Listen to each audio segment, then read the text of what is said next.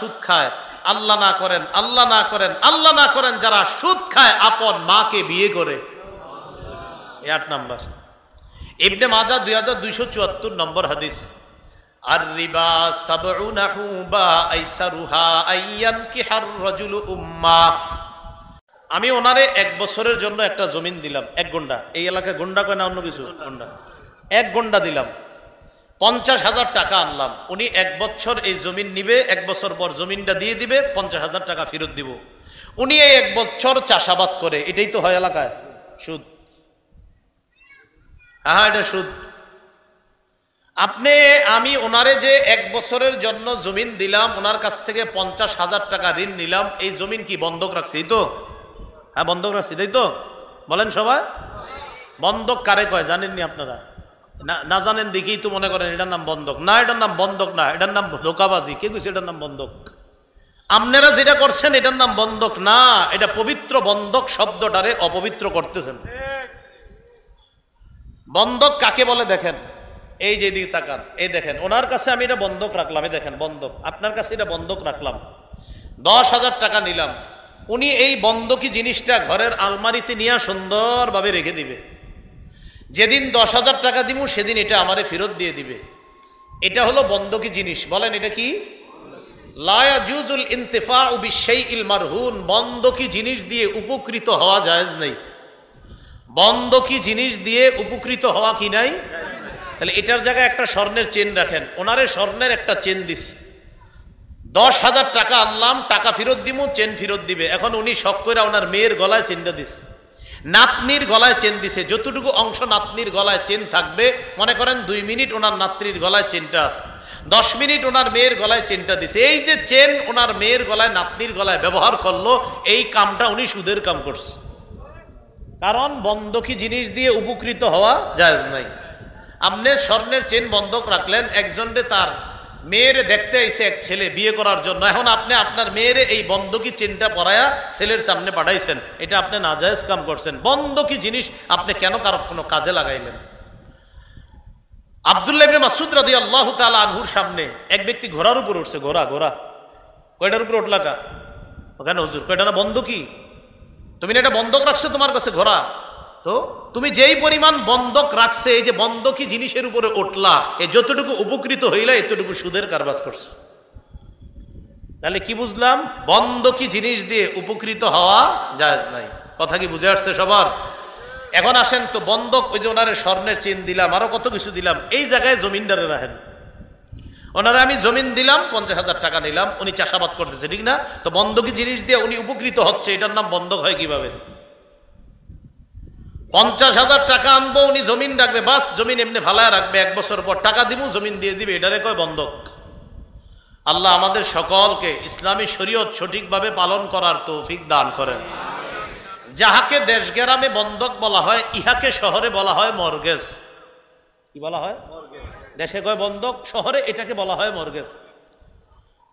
3টা রুম, 4টা রুম, 5টা রুম, 2টা রুম করছে, করে বন্ধুরে দিছে, 5 বছর থাকতে 5 লাখ টাকা নিছে। 5 লক্ষ টাকা ফেরত দিলে ফ্ল্যাটটা ফেরত দিয়ে দিবে, সুদ টোটাল, এটার নাম দেয় মর্গেজ।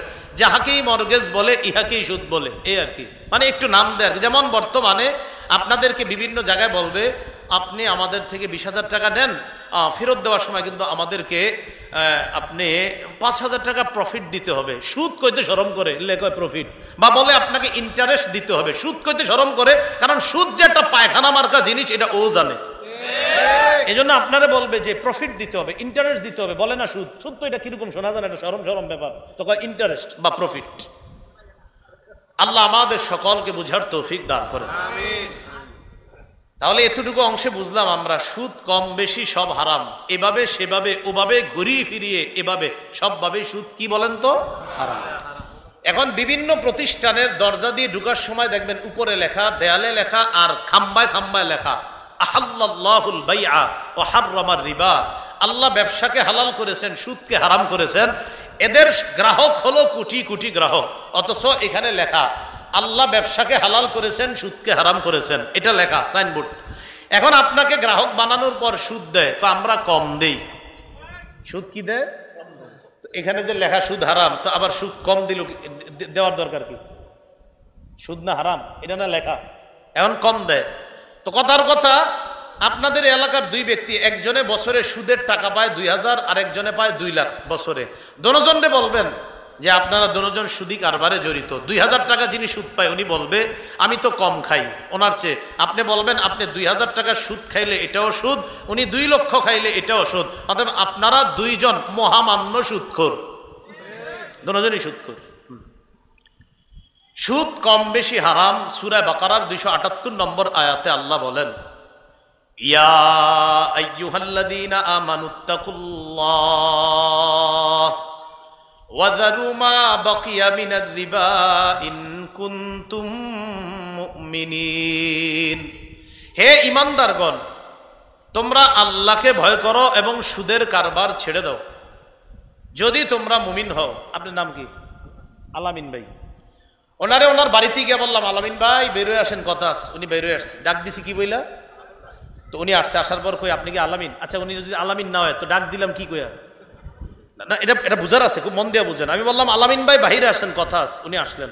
আচ্ছা, আপনি কি আলামিন ভাই? হে কয়, এই আপনি তো ডাক দিছেন আলামিন ভাই, কই আবার আলামিন ভাই জিগানকা। আসার পরে আবার বললাম, আসলে আপনি আলামিন ভাই? কয় হ্যাঁ। তো চলেন, কথা আছে আপনার সাথে। এটা বইলা নিয়ে যাইতেছে। একটু বুঝছেন নি যে আপনি কি আলামিন ভাই না? সত্যি আলামিন ভাই? হ্যাঁ, তো কথা আছে। এরকম মাঝে মাঝে আমরা বলি কিনা? আল্লাহ আমরে ডাক দিছে, ইয়া আইয়ুহাল্লাযীনা আমানু, হে ঈমানদারগণ। কি বইলা ডাক দিছে? আল্লাহ তো পরিচয় বইলেই ডাক দিছে, হে ঈমানদারগণ। পরে বলতেছে, ওয়া যারু মা বাকিয়া মিনার রিবা ইন কুনতুম মুমিনিন, যদি তোমরা মুমিন হও সুদের কারবার ছেড়ে দাও। ডাক দিছে কি বইলা? পরে কি বলতেছে? যদি কি হও, তো ডাক দিছে ঈমানদার বইলেই।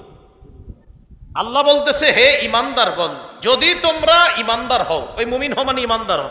হে ঈমানদারগণ, ডাক দিছে তো পরিচয় দিয়াই। রব আপনি তো বলছেন ঈমানদার। জি বলেন, কি বলবেন?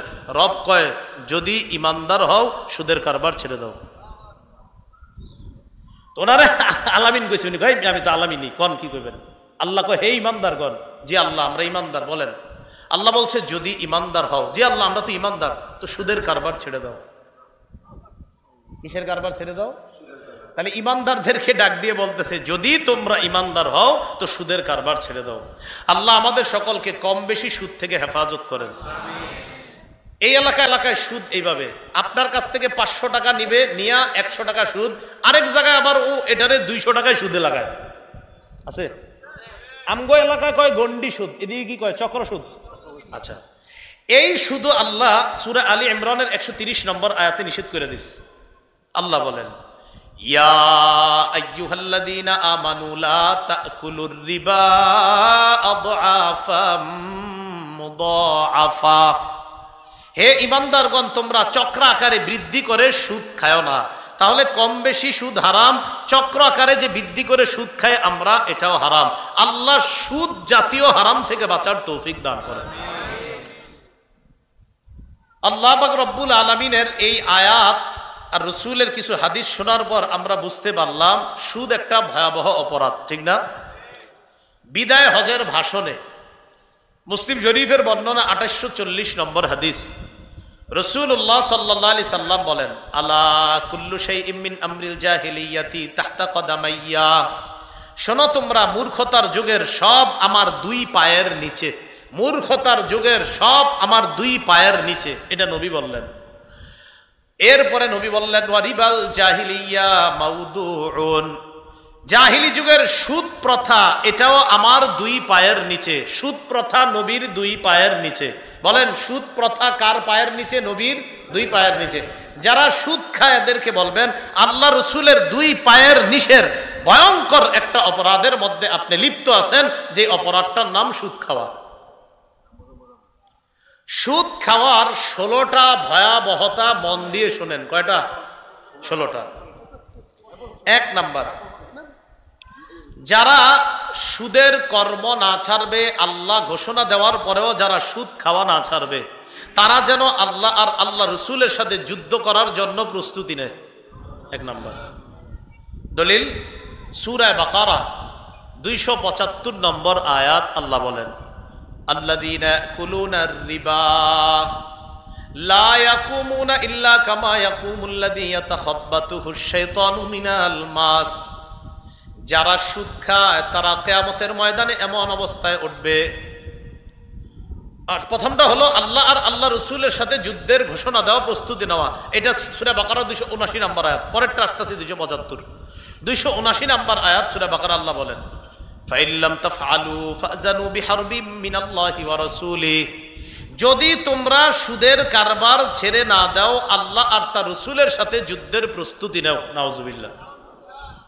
আন আব্দুল্লাহ ইবনে আব্বাস রাদিয়াল্লাহু তাআলা আনহুমা قال يقال لآكل الربا يوم القيامة خذ سلاحك للحار।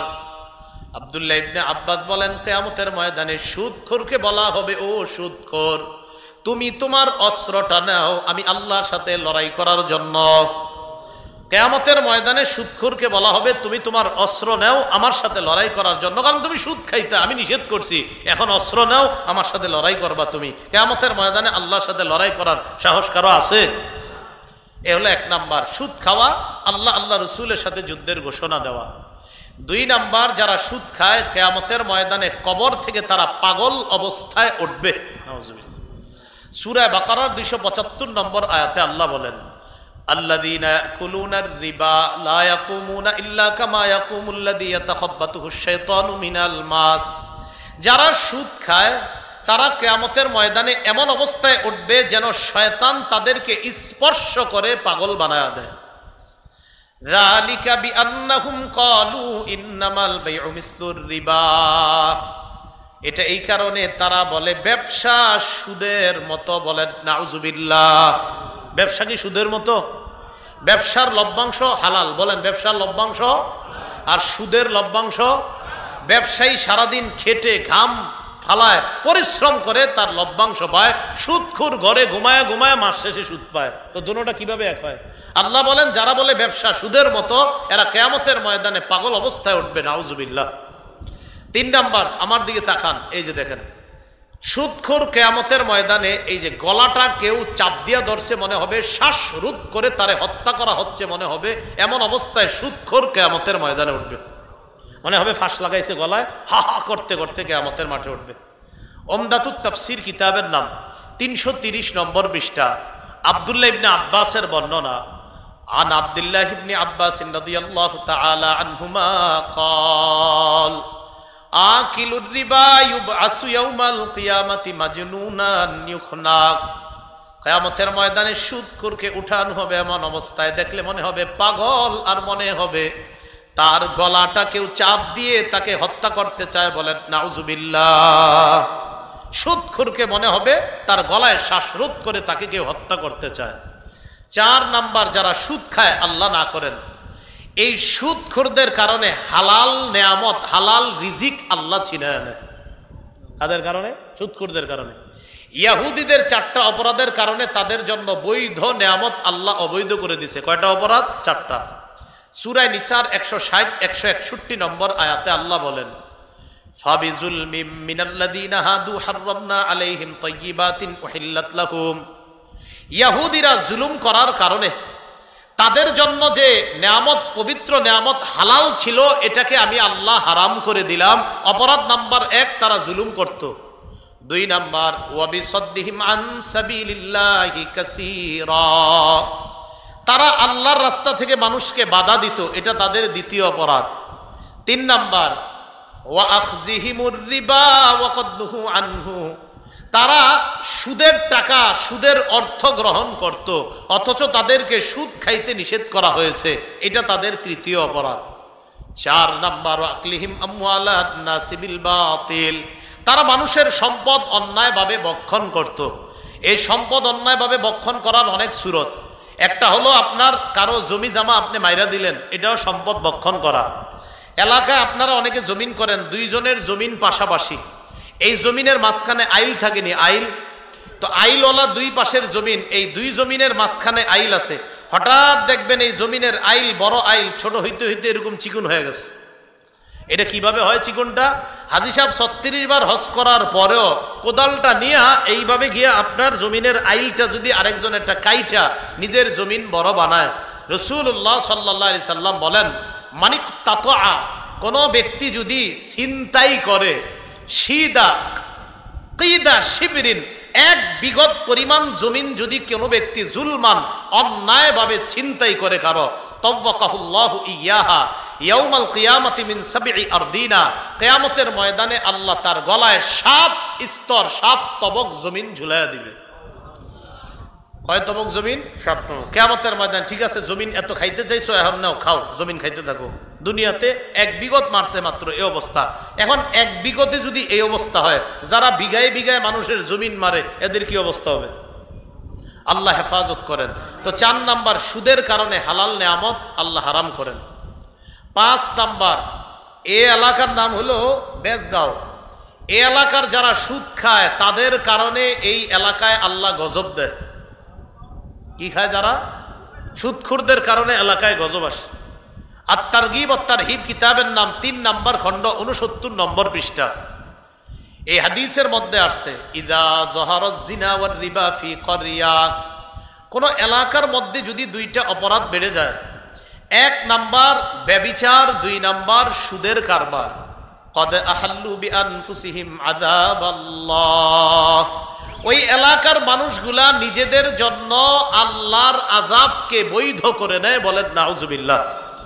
কোন এলাকায় যদি সুদের কারবার বেড়ে যায়, তো ওই এলাকার মানুষগুলা নিজেদের জন্য আল্লাহর গজবকে বৈধ করে নেয়। এখন আপনাদের কর্তব্য হলো যারা সুদখোর তাদেরকে হাতে পায়ে ধরে বুঝানো যে আপনারা সুদ খাইবেন না, কারণ সুদের কারণে ভালো মানুষগুলার উপরে আল্লাহর গজব আসে। বলি নাউজুবিল্লাহ। তাহলে সুদখোরদেরকে বুঝাইবেন আপনারা সুদ খায়েন না। হয়তো সুদের কারবার ছাড়েন, না হয় এলাকা ছাড়েন। কি বলেন? নাহলে এলাকা ছাড়েন। এলাকা ছেড়ে যাইব কই? যে এলাকায় যাইব এনে গিয়েও তো সুদ খাইব, এলাকায় গজব আসবে।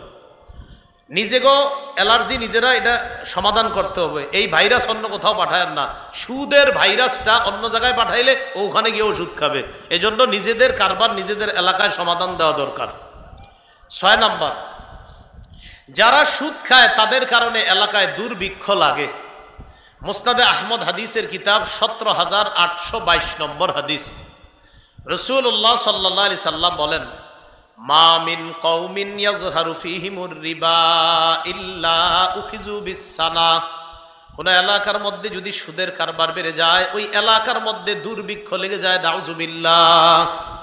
এই দুর্ভিক্ষ দ্বারা উদ্দেশ্য, আগে টিনের ঘরের চালে 50-60টা লাউ পাওয়া যাইত, এখন 10টা-15টাও পাবেন না। আগে কৃষক তার বাম্পার ফলন হইতো, ধান ইত্যাদি, এখন কৃষক আগের মতো ধান পায় না। আগে মাছের ঘের থেকে যারা মাছ চাষ করতো তারা প্রচুর মাছ পাইতো, এখন আর আগের মতো পায় না। এই ভালো মানুষগুলা কেন এইভাবে নেয়ামত থেকে বঞ্চিত হচ্ছে? সুদখোরদের কারণে বিভিন্ন দিকের নেয়ামতগুলা আল্লাহ উঠায় নিচ্ছে। এটা হলো 6 নাম্বার। 7 নাম্বার, যারা সুদ খায় তারা পেটে সাপ ঢুকায়। সাপ কি ঢুকায়? সাপ। আল্লাহর কাছে দোয়া করি আল্লাহ যেন দুনিয়াতেও আমারে সাপ না দেখায়। সাপ আমি খুব ভয় পাই, আখিরাতে তো প্রশ্নই আসে না। এই জন্য খুব দোয়া করি, আল্লাহুম্মা ইন্নী আউযু বিকা মিনাল হাইয়াতি কুল্লিহা, আল্লাহ যত ধরনের সাপ আছে এই সাপ থেকে আমি পানাহ চাই। চিড়িয়াখানায় গেছি শিক্ষা সফরে, সেখানেও সাপ যেখানে আছে উনি যাইনি, আমি এরা দেখছি, আমি অন্য জায়গায় গেছি। যারা সুদ খায় তারা পেটে সাপ ঢুকায়। ইবনে মাজাহ 2273 নম্বর হাদিস। রাসূলুল্লাহ সাল্লাল্লাহু আলাইহি সাল্লাম বলেন, আতাইতু লাইলাতান উসরিয়া বি আলা কওমিন, আমি মেরাজের রাতে রওনা করলাম, একদল মানুষের পাশ দিয়ে অতিক্রম করলাম। আমি তাদের দিকে তাকাইলাম, তাকায় দেখলাম বুতুনুহুম কাল বুয়ুত, তাদের পেটগুলা বিশাল বড় বাড়ির মতো। ফিহা আল হাইয়াত, তাদের পেটের মধ্যে বিশাল বড় বড় সাপ দেখা যায়। তুরা মিন খারিজি বুতুনিহিম, নবীজি বলেন পেটের বাহির থেকে দেখা যাচ্ছে ভিতরে সাপ দৌড়াদৌড়ি করে। আমি জিজ্ঞাসা করলাম, জিবরিল এরা কারা? জিবরিল আমিন জবাব দেয়, হা উলাই আকালাতুর রিবা ইয়া রাসূলুল্লাহ, হুজুর এরা হলো সুদখোরের দল, কিয়ামত পর্যন্ত সাপ এইভাবে দৌড়াতে থাকবে। আল্লাহ সুদ থেকে আমাদেরকে হেফাজত করেন। 8 নাম্বার, যারা সুদ খায় আল্লাহ না করেন, এই অপরাধ থেকে আল্লাহ বাঁচাক। 8 নাম্বার, যারা সুদ খায় আল্লাহ না করেন, আল্লাহ না করেন, আল্লাহ না করেন, যারা সুদ খায় আপন মাকে বিয়ে করে। 8 নাম্বার। ইবনে মাজাহ 2274 নম্বর হাদিস। আর রিবা সাবউনা হুবা আইসারুহা আইয়ান কিহার রাজুলু উম্মা, সুদের 70টা শাখা, এর মাঝে সবচেয়ে নিম্ন শাখা হলো আপন মায়ের সাথে ব্যভিচার করা। আমার আলোচনা যে মা বোনরা শুনতেছেন, আপনি আপনার সন্তানকে বুঝান তিনি যেন সুদ না খায়। যে সমস্ত বিবিরা শোনেন, আপনার স্বামীকে বুঝান তারা যেন সুদ না খায়। যে সমস্ত ছেলেরা আমার বয়ান শুনতেছেন, মাদ্রাসা, স্কুল, কলেজ, ভার্সিটির ছাত্রগুলা, আপনি বাবাকে বুঝান তারা যেন সুদ না খায়। যেই সমস্ত মেয়েরা বয়ান শুনছেন, বাবাকে বুঝান যে যেন সুদ না খায়। আপনি আপনার বাবাকে বুঝান, আপনার জীবনের জন্যই তো তারা সুদ খাইতেছে। ছেলে যারা আছেন, পড়াশোনা করেন, বাবারে বলেন সুদের টাকায় কলম খাতা আমারে দেওয়া লাগবে না, আমি টিউশনি করে প্রয়োজনে আমি পড়াশোনা করব, আপনি হালাল টাকা কামাই করেন। এভাবে আপনি বাবারে বুঝান। আমি আশাবাদী কোনো বিবি, কোনো মা, কোনো সন্তান, কোনো মেয়ে তার বাবারে এইভাবে যখন বুঝাবে, ওই লোকটা সুদের কারবার থেকে ফিরে আসবে। 9 নাম্বার, যারা সুদ খায় তারা কিয়ামত পর্যন্ত রক্তের নদীতে সাঁতার কাটবে। কিসের নদী? রক্তের।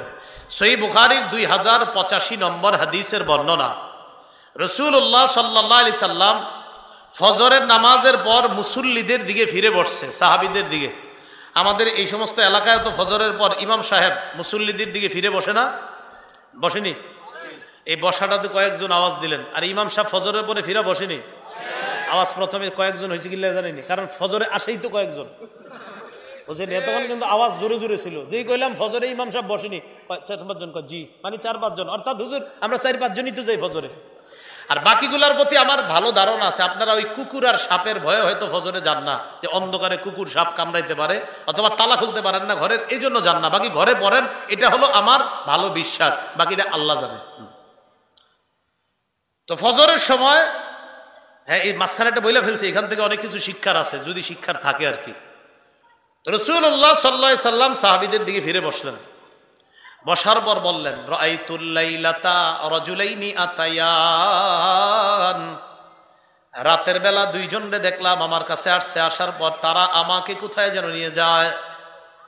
যাইতে যাইতে হাত্তা আতাইনা আলা নাহরিম মিন দাম, আমি একটা রক্তের নদীর কাছে গেলাম।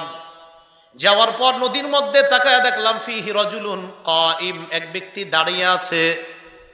ওয়া আলা ওয়াসতিন নাহরি রাজুলুন বাইনা ইয়াদাইহি হিজারা, নদীর কিনারায় একজন দাঁড়ায় আছে, তার সামনে পাথর আর পাথর। নদীর মাঝখানে একজন, নদীর কিনারায় একজন, নদীর কিনারায় যে তার সামনে পাথর। নবীজি বলেন, ফা আকবালার রাজুলুল্লাযী ফিন নাহরি, নদীর মাঝখানের লোকটা নদীর কিনারায় রওনা করছে। ফারমা বিহাজারিন ফিহি, কিনারার লোকটা একটা পাথর নিয়ে মাঝের লোকটার মুখ বরাবর পাথর মারছে।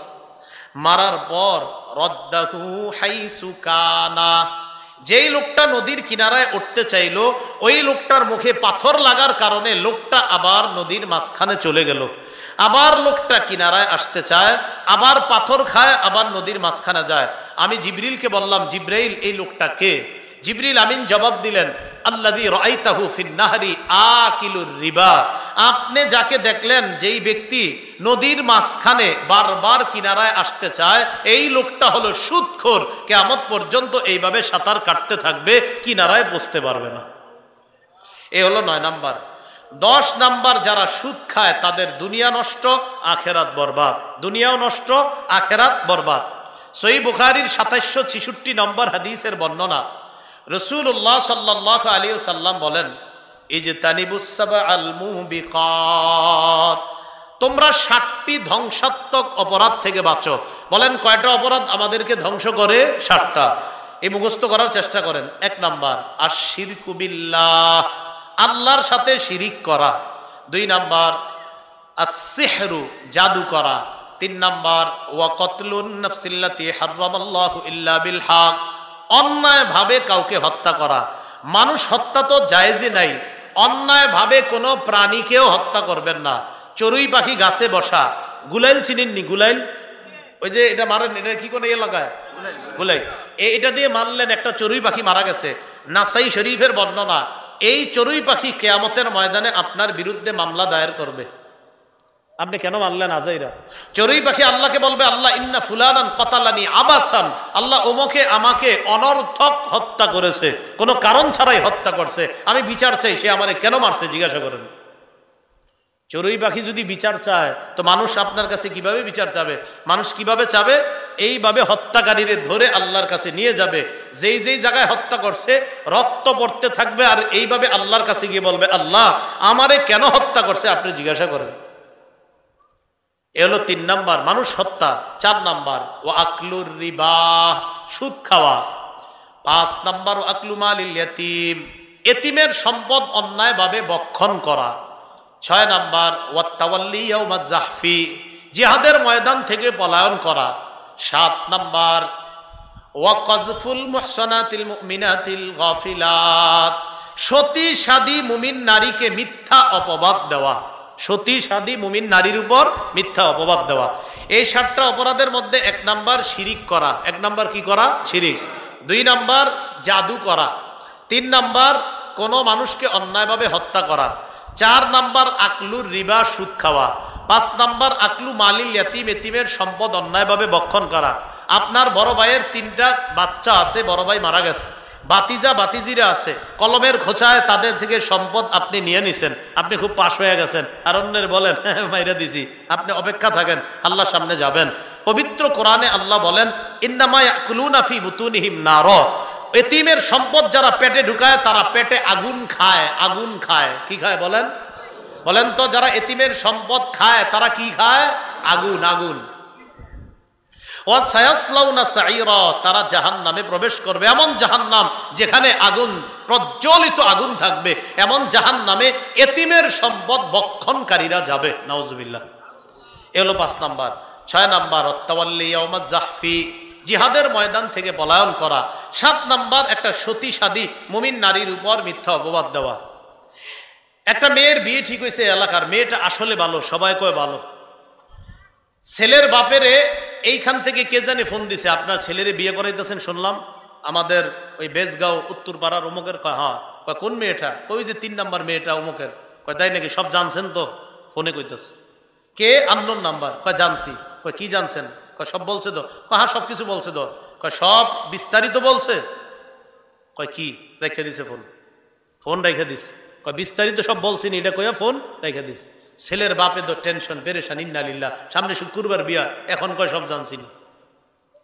এই যে আপনি একটা মুমিন নারীর উপর সতী সাদী, আসলেই যদি ভালো হয়ে থাকে মেয়েটা, তার ব্যাপারে যে আপনি এরকম একটা অপবাদ দিয়ে দিলেন, আপনি দুনিয়া নষ্ট করলেন, আখেরাতও বরবাদ করছেন, আল্লাহর সামনে দাঁড়ানোর জন্য তৈরি হন। এটা আমাদের দেশগ্রাম, অনেক মানুষের, দেশগ্রাম না সব জায়গায় একটা স্বভাব, কোন ব্যক্তি তার ছেলের একটা ভালো জায়গায় বিয়ে হোক, কেন জানি আশেপাশের অনেকে সহ্য করে না। মেয়েটার একটা ভালো জায়গায় বিয়ে হোক, আশেপাশের অনেকে কেন জানি সহ্য করতে চায় না। এই অপরাধগুলা করা যাবে না, আল্লাহ হেফাজত করেন। তাহলে 7টার মধ্যে একটা হলো সুদ খাওয়া। তাহলে সুদ খাইলে দুনিয়া বরবাদ, আখেরাত নষ্ট। 11 নাম্বার যারা সুদ খায়, যারা সুদ দেয়, এটা আমার সাথে বলতে হবে। বলেন, যে সুদ দেয়, যে সুদ নেয়, যে সুদের কারবার লেখে, এটা 3 বার কোন? এই জায়গাটা যে সুদের কারবার লেখে, এটা 3 বার কোন? বলেন, যে সুদের কারবার। আবার কোন? আবার কোন? হ্যাঁ, কেন 3 বার কয়েছি এটা বালিশি হইয়া চিন্তা করবেন যে এই 3 বার লেখার কামটা আমার বলাইলো কেন। হ্যাঁ, তো 1 নাম্বার সুদ দেয়, 2 নাম্বার সুদ নেয়, 3 নাম্বার সুদের কারবার লেখে, 4 নাম্বার যে ব্যক্তি সুদের সাক্ষী দেয়। 4 শ্রেণীর উপর রাসূলের 24 ঘন্টা অভিশাপ। নাসাই শরীফের 5103 নম্বর হাদিস, আন্না রাসূলুল্লাহ সাল্লাল্লাহু আলাইহি ওয়াসাল্লাম লানা আকিলা রিবা ওয়া মুকিলা ওয়া কাতিবা ওয়া শাহিদা। কষ্ট হইতেছে আর কত? রাসূলুল্লাহ সাল্লাল্লাহু আলাইহি সাল্লাম ওই ব্যক্তির উপর অভিশাপ দেয় যে সুদ দেয়, যে সুদ নেয়, যে সুদের কারবার লেখে, যে সুদের সাক্ষী দেয়, সবার উপর আল্লাহ রসুলের অভিশাপ। এলাকার অনেক নিরীহ মানুষ বুঝে না, এই বেচারাদেরকে কি করে অনেকে সুদের সাক্ষী বানায়। আসলে বেচারা বুঝে না যে সাক্ষী বানাইছে, এই বেচারা সুদের টাকাটা খায়ও না, ধরেও না, কিন্তু রসুলের অভিশাপ তো উম্মত হয়ে যাচ্ছে। এজন্য আপনারা যারা আছেন, অনেক সহজ সরল মানুষ আছেন, অনেকে আপনাদেরকে এই সুদি কারবারে সাক্ষী বানাইতে যাবে। বলবেন, না ভাই, আমি সুদ খামো না, দিব না, সাক্ষীও দিব না। বলেন ইনশাআল্লাহ। এ হলো 11 নাম্বার। 12 নাম্বার, জেনে শুনে সামান্য পরিমাণ সুদ খাওয়া 36 বার জিনা করার চেয়ে বড় অপরাধ করা। মুসনাদে আহমদ 22007 নম্বর হাদিস। এই হাদিসের মধ্যে আসছে, দিরহামু রিবান ওয়া হুয়া ইয়ালাম, আসাদ্দু মিন সিত্তি ওয়া সালাসিনা জিনা, জেনে শুনে সামান্য পরিমাণ সুদ খাওয়া 36 বার ব্যভিচার করার চেয়ে বড় অপরাধ করা। ভাইয়া সুদ খায়েন না। এই ওলামায়ে কেরাম মঞ্চে আছে, সবাই সাক্ষী। আমি আপনাদের এই এলাকায় এখন বলছি, ওলামায়ে কেরামের সাক্ষীতে। এই এলাকার কেউ যদি থাকে এরকম যে হুজুর আপনি সুদের ওয়াজ করতেছেন, এক শর্তে আমি সুদ ছেড়ে দিব, কথার কথা কি যে এই মঞ্চে আমি আসবো, আপনি আমার পায়ে ধরবেন, তাহলে আমি সুদ ছেড়ে দিব। আপনি মঞ্চে আসেন, একদম আল্লাহর কসম হুজুরের সাক্ষী, মঞ্চে আসেন, আমি ঠিকই আপনার পায়ে ধরব। এটা কেন আমি আপনার বুঝাইতে পারতেছি না ভয়াবহতাটা, আমি শুধু নিজে বুঝতেছি কিন্তু বুঝাইতে পারতেছি না এখনো। যদি কেউ মনে করেন যে না আপনি আমার পাটা ধরলে আমি ছাড়বো, তা আমি আপনার পায়ে নবীজি থুতু খাইছে, নবীজিরে পাথর মারছে, এরপরে রসুল দাওয়াত দিছে, আমি না হয় আপনার পায়ে ধরলাম একটুকি তো। আর যদি এরকম কেউ থাকেন না হুজুর আমি সামনে আসবো না, আপনি গোপনে ওই রাস্তায় আমি দাঁড়ায় থাকবো, আমার পায়ে ধরেন, এই জায়গার কোনো আলেমরে ফোন দিয়ে, আপনি তো আলেমরে চিনেন যারা আছে মঞ্চে, একজনে ফোন দিয়ে বলেন যে আমি অমুক রাস্তার মোড়ে থাকবো, ওনারে বলেন চুপে চুপে আমার পায়ে ধরতে, আমি সুদ ছাড়বো। হ্যাঁ আমি ওই রাস্তায় গিয়ে আপনার চুপে চুপে পায়ে ধরবো, বলেন তো, ওয়াদা করতেছি, কেউ জানবে না আমি আপনার পায়ে ধরবো, যে ভাইয়া সুদ ছেড়ে দেন, আপনি যদি রাজি হন আমি আপনার পায়ে ধরতে রাজি আছি। আর কিভাবে বললে বলেন বুঝবেন। আল্লাহ আমাদের সকলকে এই অপরাধ থেকে হেফাজত করেন। 13 নাম্বার, যে ব্যক্তি সুদ খায় ওই অবস্থায় যদি মারা যায়, আল্লাহ না করেন সুদি লেনদেন অবস্থায় মারা গেলে আল্লাহর হক হলো, মানে আল্লাহ নিজের উপর অবধারিত করে নেয় যে তোরে আমি জান্নাত দিমু না। আল মুস্তাদরাক লিল হাকিম 2260 নম্বর হাদিস। এই হাদিসের মধ্যে আসছে আব্দুল্লাহ ইবনে ওমর রাদিয়াল্লাহু তাআলা আনহুমার বর্ণনা, আরবাউন হাক্কুন আলাল্লাহ আল্লাহ ইউদখিলাহুমুল জান্নাহ ওয়া লা ইউযীকুহুম নাঈমাহা। 4 শ্রেণীকে জান্নাত না দেওয়া আল্লাহর হক। কয় শ্রেণী? এই 4 শ্রেণীর মধ্যে যেন আমরা অন্তর্ভুক্ত না হই, বলেন ইনশাআল্লাহ। 1 নাম্বার মুদমিনুল খামরি, যে ব্যক্তি মদ পান করে, মদের নেশা, ওই অবস্থায় লোকটা মারা গেছে, আহারে এই লোকটারে জান্নাত না দেওয়া আল্লাহর হক। 2 নাম্বার ওয়া আকিলুর রিবা, যে সুদ খায় তারে জান্নাত না দেওয়া আল্লাহর হক। 3 নাম্বার ওয়া আকিলু মালিল ইয়াতীম, এতিমের সম্পদ যে ভক্ষণ করে তাকে জান্নাত না দেওয়া আল্লাহর হক। 4 নাম্বারটাও মন দিয়ে শুনেন, ওয়াল আক্কু লিওয়ালিদাইহি, পিতা মাতার নাফরমান সন্তান, তাকে জান্নাত না দেওয়া আল্লাহর হক। পিতা মাতার নাফরমান সন্তান, আব্বা আম্মার সাথে বেয়াদবি করবেন না, নাফরমানি করবেন না। মা বাবা যদি মাঝে মাঝে শরীয়ত বিরোধী কোনো কথা বলে ওই কথাটা মানবেন না, বাকি শ্রদ্ধার সাথে অমান্য করবেন। আব্বা আপনার এই কথাটা না শরীয়ত বিরোধী হয়ে গেছে, আমি এটা মানতে আমার কষ্ট হবে, আমি পারবো না, হ্যাঁ তোর ঘর থেকে বের করে দিব। যে আব্বা আপনি বের করে দেন, তাও আমি এটা মানা সম্ভব না। হ্যাঁ বাবার সাথে খারাপ আচরণ পাল্টা করা যাবে না। আবার বলছি, আপনার আব্বা আম্মা আপনার শিরিক করতে যদি বলে, কি করতে? শিরিক করতে বললেও আপনি ভদ্রতার সাথে বলবেন, আব্বা শিরিক করতে পারবো না আমি, আম্মা শিরিক করতে পারবো না। ওয়াসাহিবহুমা ফিদ দুনিয়া মারুফা, যতদিন দুনিয়াতে থাকবেন তাদের সাথে আপনি অন্যান্য ভালো আচরণ করতে হবে, তাদের খোঁজ খবর রাখতে হবে। যদিও তারা আপনারে শিরিক করতে কয় না, আপনি তো করবেন না, কিন্তু তাদের খোঁজ খবরও রাখতে হবে। আপনার আব্বা আম্মা না খায়া আছে কিনা এই খোঁজ খবর আপনার রাখতে হবে। মা বাবা তো, মা তো শিরিক করার কথা বললে মা তো মায়ের পেট থেকেই তো আসছেন, এই জন্য তো মা বাবার সাথে নাফরমানি করা যাবে না। আল্লাহ আমাদেরকে বুঝার তৌফিক দান করেন। তাহলে এই 4টার মধ্যে সুদ খাওয়ার কথা আসেনি, সুদখোরকে জান্নাত না দেওয়া আল্লাহর হক। 14 নাম্বার, কিয়ামতের আগে সুদের অপরাধটা বেড়ে যাওয়াটা এই উম্মতের জন্য একটা গজব হবে, মানে আপনার প্রচুর পরিমাণে সুদ বাড়বে কিয়ামতের আগে। এটা কি আরো অপেক্ষা করতে হবে না বাইরে গেছে? হাদিসে 3টা অপরাধ আসছে, যেই 3টা অপরাধ প্রচুর পরিমাণে বাড়বে। কয়টা অপরাধ? 3টা। এমনি অন্যান্য অপরাধ আছে, বাকি 3টা খুব বাড়বে। আপনারা 3টা শুই না, এরপরে আপনারা বললেন পরের ওয়াজটা আমি করবো না, আপনারাই কইবেন যে বাড়ছে না কমছে, আগে 3টা অপরাধ শোনেন। আত-তারগীব ওয়াত-তারহীব 3 নম্বর খণ্ড 70 নম্বর পৃষ্ঠা। রাসূলুল্লাহ সাল্লাল্লাহু আলাইহি সাল্লাম বলেন, বাইনা ইয়াদাইস সাআতি ইয়াজহারুজ জিনা ওয়ার রিবা ওয়াল খামরু, কিয়ামতের আগে 3টা অপরাধ বাড়বে। 1 নাম্বার ব্যভিচার, 2 নাম্বার সুদের কারবার, 3 নাম্বার মাদক দ্রব্য। বাড়ছে না বাড়বে? বাড়ছে। তাহলে মাদক দ্রব্য বাড়ছে, সুদ বাড়ছে, জিনা ব্যভিচার তো একদম প্রতিনিয়ত। কেউ আত্মহত্যা করছে প্রকাশ পেয়ে গেলে, আবার কেউ আপনার ট্রেনের নিচে ঝাঁপ দিতেছে। ওলামায়ে কেরাম যখন বলে নারী পুরুষ একসাথে চলেন না, তখন তো আপনারা ফতুয়াগিরি কইরেন না, আর যখন আত্মহত্যা করে হুজুর ভুল করছি। তাহলে তিনটা অপরাধ বাড়ছে, ঠিক না? সুদেরটাও, মাদক দ্রব্য কিন্তু বাড়ছে। মদ মানে শুধু মদ না, মাদক দ্রব্য, ইয়াবা, বাবা, ফেন্সিডিল, গাঁজা, আফিম, কানাডা ড্রাই, মাস্তুদ, শ্যাম্পেন, ডাইল, যত মাদক দ্রব্য আছে সব এগুলা অন্তর্ভুক্ত। এলো 14। 15 নাম্বার, সুদের ভয়াবহতা। সুদ দেখতে দেখা যায় বাড়ে, রসুল বলেন শেষ পরিণতি কমবেই। এটা তার জীবনে না হোক, পরবর্তী প্রজন্ম দেখবে যে কমতেছে। এই আপনার গজব লাগবেই, পুরো পরিবারের উপর লাগবে গজব সুদের। ইবনে মাজাহ 2279 নম্বর হাদিস, রাসূলুল্লাহ সাল্লাল্লাহু আলাইহি সাল্লাম বলেন, মান আকসার মা আহাদুন আকসার মিনার রিবা ইল্লা কানা আকিবাতু আমরিহি ইলা কিল্লাহ। যেই ব্যক্তি সুদের টাকায় খালি টাকা বাড়ায়, টাকা বাড়ায়, টাকা বাড়ায়, শেষ পরিণতি কমবেই। রাসূল বলেন কি কমবে? একটা কমা তো দুনিয়াতে আছে, আরেকটা হলো আখিরাতে একদম নেকি শূন্য হওয়া। কি শূন্য হওয়া? তার পুরা জীবনটা সুদে জর্জরিত। 16 নাম্বার, সর্বশেষ ভয়াবহ পরিণতি। আবু দাউদ শরীফের 3331 নম্বর হাদিস। এই হাদিস আপনাদের মাদ্রাসার একজনে কইছে, মাঝে মাঝে আপনি 3-3-3 বলেন, এটা খুব ভালো লাগে। আজকে এই জায়গার একজন হুজুর, ওই আমাদের ওই জানি হুজুরটা আপনি তো কইছেন। আচ্ছা আচ্ছা, এই হুজুরের নাম কি? আব্দুল্লাহ মুজাহিদ ভাই, আমার ছোট ভাই যে মাদ্রাসায় পড়ছে, হুজুরও ওই মাদ্রাসায় পড়ছে, পড়াশোনা করছে। আমার ছোট ভাইয়ের ওনারা সিনিয়র ছিল আর কি। যাও তো আব্দুল্লাহ মুজাহিদ ভাই গুলো আপনি মাঝে মাঝে 3-3 এইভাবে বলেন, এটা একটা সুন্দর। তো আবু দাউদের এই হাদিসটা এসে গেছে 3-3-3-1, 3-3-1, মানে 3টা 3 এরপরে একটা 1, 3331 নম্বর হাদিস। রাসূলুল্লাহ সাল্লাল্লাহু আলাইহি সাল্লাম বলেন, লা ইয়াতিয়ান্না আলান নাসি জামান, এমন একটা সময় আসবে, লা ইয়াবকা আহাদুন ইল্লা আকালা রিবা, যখন কেউ বাকি থাকবে না, সবাই সুদ খাবে। তো সবাই আবার সুদ খায় কেমনে? সবাই তো খায় না। রাসূল বলেন, ওয়া ইল্লাম ইয়াকুলহু ডাইরেক্ট আসাবাহু মিন বুখারিহি, সুদের হাওয়া সবার গায়ে লাগবে।